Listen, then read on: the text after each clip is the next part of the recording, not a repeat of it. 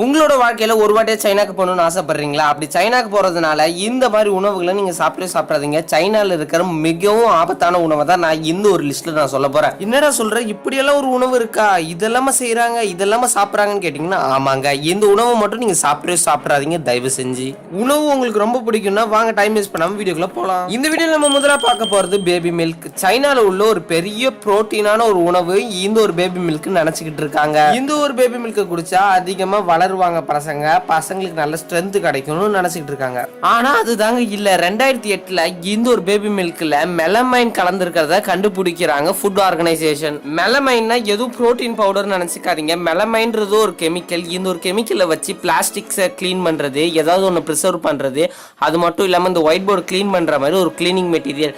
இதை வந்து பால்ல யூஸ் பண்ணா சீக்கிரமா கண்டுபிடிக்க முடியாது. இது ஒரு புரோட்டீன் கண்டென்ட் மாதிரி இருக்குமா. இந்த மெலமைன் கலந்த பாலை நீங்க குடிச்சீங்கன்னா உங்களோட கிட்னில கேன்சர் வர்றது, கிட்னில ஸ்டோன்ஸ் உருவாகுதுன்னு சொல்லி நிறைய பிரச்சனை வரும்.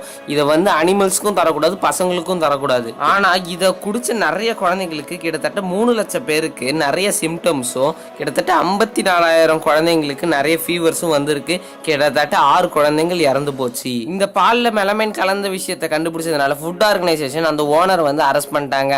ஆனா அதே சமயம் இந்த மாதிரி ஒரு லாபத்துக்காக குழந்தைங்களை அழிக்க போற இந்த ஒரு மெலமைனை கலந்துதான் ஆகணுமா? அப்படிப்பட்ட பால் இந்த ஒரு குழந்தைங்களுக்கு தேவையா அப்படின்றது தான் என் கருத்து. உங்க கருத்து மறக்காம கமெண்ட் பண்ணிடுங்க.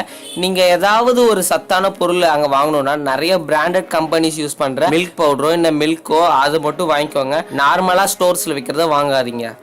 இந்த வீடியோல நம்ம ரெண்டாவதா பார்க்க போறது கட்டர் ஆயில். என்னடா ஏதோ டிரைனேஜ் ஓபன் பண்ணி சாக்கடை காமிக்கிற மாதிரி இருக்கு அப்படின்னு தானே நினைக்கிறீங்க. இது பேர் தான் கட்டர் ஆயில். சைனால மோஸ்ட் ஸ்ட்ரீட் ஃபுட் இடத்துல இந்த ஒரு ஆயில தான் வந்து சமைக்கிறாங்களாம்.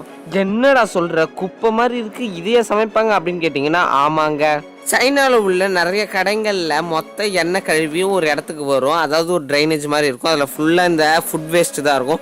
அந்த ஒரு ஃபுட் வேஸ்ட்டில் இருந்து இவங்க அதை க்ளீன் பண்ணி ஒரு ஆயில் ப்ராசஸ் பண்ணி அந்த ஒரு ஆயில் எடுப்பாங்களாம். சைனாவில் மோஸ்ட்லி ஸ்ட்ரீட் ஃபுட்டு தயாரிக்கிறது இந்த ஒரு கட்டர் ஆயிலில் தான். இந்த ஒரு கட்டர் ஆயிலில் தயாரிக்கிற நிறைய பேர் பிடிச்சாலும் இன்னைக்கு வரைக்கும் சைனாவில் இந்த ஒரு கட்டர் ஆயில் விற்பனை நடந்துகிட்டு இருக்கு. யார் செய்கிறாங்க, இது யார் விற்கிறாங்கன்றது கண்டுபிடிக்க முடியல. ஆனால் இதில் செஞ்ச ஃபுட்டு நிறைய இடத்துல விற்பனை ஆகி நிறைய பேருக்கு உடல்ல வந்து பிரச்சனை ஏற்படுது சாப்பிட்றவங்களுக்கு. அதனால சைனாக்கெல்லாம் போனீங்கன்னா இந்த மாதிரி ஸ்ட்ரீட் ஃபுட்ஸை வந்து முடிஞ்ச வரைக்கும் அவாய்ட் பண்ணிக்கோங்க. இல்லைன்னா உங்களோட உடல் நலம் பாதிக்கப்படும்.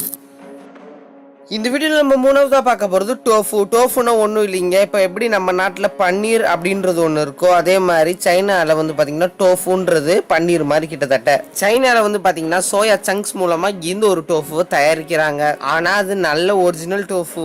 ஆனா இதே மாதிரி கலப்படம் பண்றவங்க என்ன பண்றாங்க தெரியுமா? 2017ல ஒரு ஃபுட் ஆர்கனைசேஷன் இந்த ஒரு டோஃபுல என்ன கலந்துருக்கு தெரியுமாங்க? அதாவது அனிமல் வேஸ்ட்டும் ஹியூமனோட வேஸ்ட்டும், அது மட்டும் இல்லாம ஒரு இரும்பு தூள் மாதிரி இருக்கிறத வச்சு ஃபெர்மெண்டேஷன் ப்ராசஸ்ன்னு ஒன்று தயாரித்து அதை வந்து இதில் கலக்கிறாங்களாம். கிட்டத்தட்ட ஒரிஜினல் டோஃபு மாதிரியே இருக்கிற இது வந்து பார்த்தீங்கன்னா ரொம்பவும் ஆபத்தானது. சாப்பிட்டா கூடிய சீக்கிரத்தில் இறந்து போகிறதுக்கான வாய்ப்பு நிறையவே இருக்குது. இறந்து போலினாலும் இந்த ஐ படத்தில் நிறைய வியாதி வரும்ல, அது மாதிரி வரும். இந்த வீடியோவில் நம்ம நாலாவதாக பார்க்க போகிறது கார்லிக். என்னடா பூண்டு கூடமாட ஒரு ஆபத்தான உணவு அப்படின்னு கேட்பீங்க. சைனால பூண்டு கூட பல ஆண்டு யோசிச்சு தான் சாப்பிட வேண்டியதாக இருக்கும் போல. எப்பயுமே ஒரு விவசாயி பூண்டை விதைக்கணும்னா அதுக்கு சில ஃபெர்டிலைசர்ஸும் கொஞ்சம் தண்ணியும் ஊற்றி கொஞ்சம் காலம் இருந்தால் தான் அந்த ஒரு பூண்டு நல்லபடியாக வளரும்.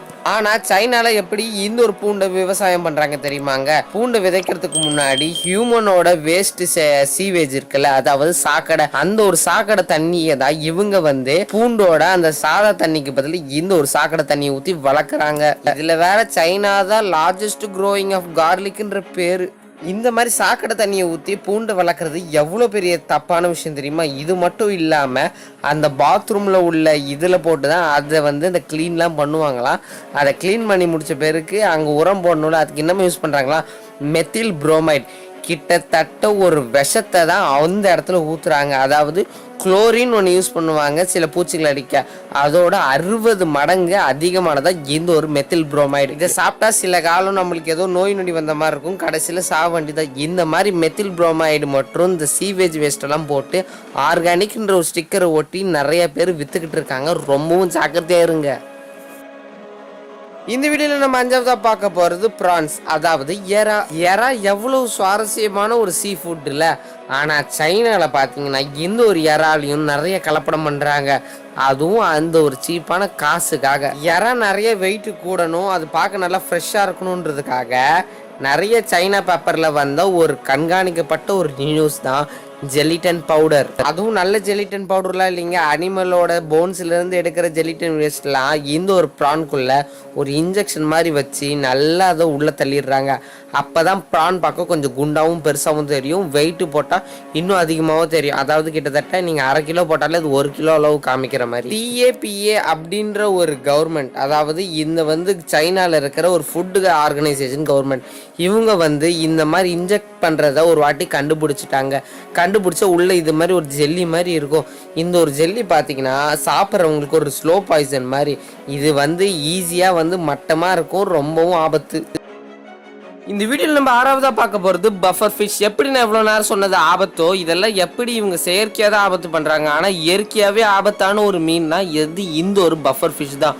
உலகத்திலே ரொம்பவும் விஷத்தன்மை வாய்ந்த இந்த ஒரு பஃபர் ஃபிஷ் சைனால விதவிதமாக இருக்குது. ஆனால் சைனால இதையும் சமைச்சு சாப்பிட்றாங்க. சில பேர் சொல்லுவாங்களா, கத்திரிக்காய் சாப்பிட்டா சில பேருக்கு ஒத்துக்காது, சில பேருக்கு ஒத்துக்கும் அப்படின்னு.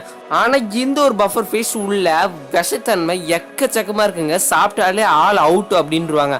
ஆனால் இதை என்ன பண்ணுறாங்கன்னு பார்த்தீங்கன்னா சைனாவில் இதையே ஒரு மெனுவாக வச்சு இந்த ஒரு பஃபர் ஃபிஷ்ஷு ரொம்பவும் ட்ரெண்டிங்கான டிஷ் மாதிரி போகுது. இதில் நல்லா க்ளீன் பண்ணி மசாலாலாம் போட்டு உள்ளே இருக்கிற ஃப்ளஷ் எல்லாம் எடுத்து இதை சமைச்சு தராங்க. கிட்டத்தட்ட ஒரே ஒரு % மக்களுக்கு மட்டும்தான் ஒத்துக்கும். ஆனால் இதை சாப்பிட்றது அவங்களோட ஓன் ரிஸ்க். கிட்டத்தட்ட 1200 மடங்கு விஷங்கள் இதில் மட்டுமே இருக்குது. இந்த மீன் தான் இவ்வளோ ஆபத்தாக இருக்குல்ல, இதை ஏன் மனுஷங்க சாப்பிட்றாங்கன்றது எனக்குமே தெரியல. ஆனால் பெரிய பெரிய ஹோட்டல், சைனா ரெஸ்டாரண்ட்ஸ்லாம் பார்த்தீங்கன்னா இன்னைக்கு வரைக்குமே பஃபர் ஃபிஷ்ன்றது ஒரு பெரிய மெனுவாக தான் இருக்குது. அதையும் நிறைய பேர் வாங்கி சாப்பிட்ருக்காங்க. இது என்னதான் கெமிக்கல் டெஸ்ட் பண்ணாலும் நிறைய விஷத்தன்மை இதில் இருக்குது. அதில் இருக்கிற சில விஷங்கள்லாம் எடுத்துகிட்டு தான் இந்த ஒன்றை விற்றுக்கிட்டு இருக்காங்களாம். கிட்டத்தட்ட ஸ்ரீலங்காவில் பாம்பு முதலெல்லாம் எப்படி விற்கிறாங்களோ அந்த மாதிரி தான் இந்த ஒரு பஃபர் ஃபிஷ்ஷும் சைனாவில் சேல்ஸ் பண்ணிக்கிட்டு இருக்காங்க. நீங்கள் இந்தியாவிலேருந்து இதை போய் வாங்குறீங்கன்னா சத்தியமே இதை வாங்கிடாதீங்க. இது ரொம்ப ரொம்ப ஆபத்தான ஒரு உணவு. இந்த வீடியோவில் நம்ம 7வதா பார்க்க போகிறது மஷ்ரூம்ஸ். சைனாவில் உள்ள மஷ்ரூம்ஸ் ஒன்று வேற லெவலில் டேஸ்ட்டாக இருக்கும் அப்படின்னு சாப்பிட்டு 16 பேர் ஹாஸ்பிட்டலுக்கு போயிருக்காங்க. இதை சாப்பிட்ட எல்லாரு காரணமும் சைனாவில் உள்ள ஒரு மஷ்ரூம் தான். இதை சாப்பிட்ட நிறைய பேருக்கு லிவரில் நிறைய பிரச்சனை வந்திருக்கு, வாந்தி, வாம்பிட்டு, பேதி, இது எல்லாமே ஆகி சில பேர் கோமாக்கு வரைக்குமே போயிருக்காங்க.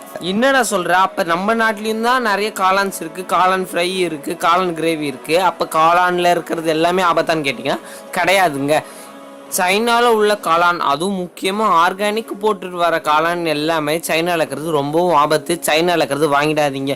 முடிஞ்ச வரைக்கும் யூஎஸ்ல கூட என்ன பண்ணுறாங்க, சைனாலேருந்து இம்போர்ட் பண்ணியிருக்காங்களாம். 3 பங்குலேருந்து 1 பங்கு சைனாவில் இருக்கிற மஷ்ரூம்ஸ் தான் ரொம்பவும் ஃபேமஸாக வந்துக்கிட்டு இருக்கு. ஆர்கானிக்ன்ற பேரில் நிறைய ஆபத்தான விஷயத்த சைனா இன்னைக்கு வரைக்கும் விற்றுக்கிட்டு இருக்கு. சைனா தான் என்னதான் டெவலப்டு கண்ட்ரின்னு சொன்னாலும் இந்த மாதிரி உணவுப் பொருட்களில் இந்த மாதிரி சைனா ரொம்பவும் கீழ்மட்டத்தனமாக ஏன் இப்படி பண்ணுறாங்க அப்படின்னு தெரியல. அதனால எப்படி என்ன பண்ணிருக்காங்கன்னு பாத்தீங்கன்னா நிறைய இடத்துல வார்னிங் கொடுத்து சைனால இருக்கிற மஷ்ரூம்ஸ் எதுவும் வரக்கூடாது அப்படின்னு போட்டிருக்காங்க. சைனா மஷ்ரூம்ஸ் இப்போ வரைக்கும் பாத்தீங்கன்னா ஃப்ரெஷ்ஷா இருக்கும். அதாவது ஒரு 2 வீக்ஸ் கழிச்சாலும் அது ஃப்ரெஷ்ஷா இருக்கும். அது மாதிரி அதில் போட்டு மருந்து கெமிக்கல்லாம் போட்டு ஒரு மருந்து காளான அதை கொடுத்து வச்சிருக்காங்க. அது காளானே கிடையாது, ஒரு விஷம். முடிஞ்ச வரைக்கும் குவாலிட்டியா USDA அப்படின்னு சொல்லி உள்ள ஒரு ஆர்கானிக் சர்டிஃபைடு கம்பெனி உள்ள ஒரு காளான வாங்கி சாப்பிடுங்க. இந்த வீடியோ பிடிச்சிருந்ததுன்னு நீங்க நினைச்சீங்கன்னா இந்த வீடியோக்கு ஒரு லைக் பண்ணி ஷேர் பண்ணி மறக்காம நம்ம சேனலையும் சப்ஸ்கிரைப் பண்ணி வச்சுக்கோங்க. நாங்க போடுற ஒவ்வொரு இன்ஃபர்மேட்டிவான வீடியோ உங்களுக்கு நோட்டிஃபிகேஷனா சேரும். இன்னொரு சூப்பரான வீடியோல பார்க்கலாம். Tata bye bye, see you.